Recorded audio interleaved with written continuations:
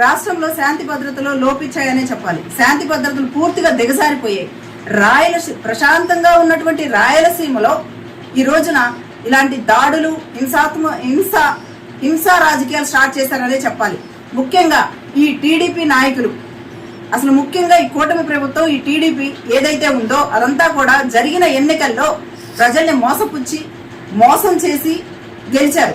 ఈ రోజున జెడ్పీటీసీ ఎన్నికల్లో ఏదైతే ఎలక్షన్ జరుగుతుందో ఎలాగైనా మనం మోసం చేసి గెలవడం కుదరదు కాబట్టి హింసాత్మకమైన పరిణామాలు తీసుకొచ్చి వీళ్ళందరినీ బెదిరించి ఎలక్షన్స్ లో ఎలాగైనా గెలవాలి అని ఒకే టార్గెట్ తోటి ఈ రోజున దాడులు, హింసాత్మక కార్యక్రమాలు చేపడతా ఉన్నారు.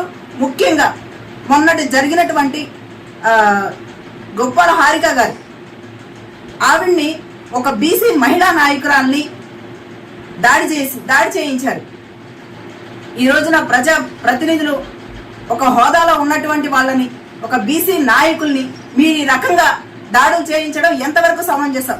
మీరు గెలవాలి అనుకుంటే న్యాయంగా గెలవాలి, అంతేగాని ప్రజల్ని, ఈ వైసీపీ నాయకుల్ని, వైసీపీ పార్టీ శ్రేణులు అందరి మీద దాడులు చేసి భయపెట్టి మీరు గెలవాలి అనుకుంటే వైసీపీ పార్టీ ఏనాడు భయపడదు, ఇంకా ఉత్సాహంగా ముందుకెళ్తుంది మీరేం చేయగలరు అనే రీతిన.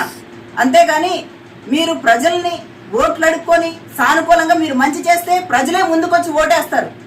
మీ ప్రభుత్వం ఏంటి, మీరు చేసే అరాచకాలు ఏంటి, మీ రెడ్ బుక్ రాజ్యాంగం ఏంటనేది ప్రజలందరూ గమనిస్తానే ఉన్నారు. అవన్నీ గమనించి మీకు ఓటు వెయ్యరు. మునుపు కూడా ఓటు వెయ్యలేదు, మోసంతో గెలిచారు కాబట్టి అది మీకు తెలుసు. కాబట్టి ఎలాగైనా గెలవలేము అని వైసీపీ నాయకుల మీద దాడి చేస్తా ఉన్నారు. మరి ఈ రోజున చూసుకుంటే పులివెందుల జెడ్పీటీసీ ఎలక్షన్స్ లో ఎలాగైనా ఓడిపోతాము అనే భయంతో బీసీ నాయకుడు అయినటువంటి రమేష్ ఎమ్మెల్సీ గారిని ఆయన మీద దాడి చేసి వైఎస్ఆర్సీపీ పార్టీ శ్రేణులు తలకాయలు పగలగొడతా ఉన్నారు. ఇంత దాడులు, ఇన్ని దౌర్జన్యాలు జరుగుతూ ఉంటే హోమ్ మినిస్టర్ అయినటువంటి ఆ నాయకురాలు ఎక్కడుంది, ఏం చేస్తుంది? అమ్మ, మీరు సమాధానం చెప్పాల్సిన పని ఉంది, మీరు ఖచ్చితంగా సమాధానం చెప్పి తీరాలి. ఇలాంటి జరుగుతున్నప్పుడు మీరు ఏం చేస్తున్నారు, వీళ్ళ మీద ఎటువంటి చర్యలు తీసుకున్నారు అనేది మాకు తెలియజేయాలి. ఖచ్చితంగా మీరు సమాధానం చెప్పాలి.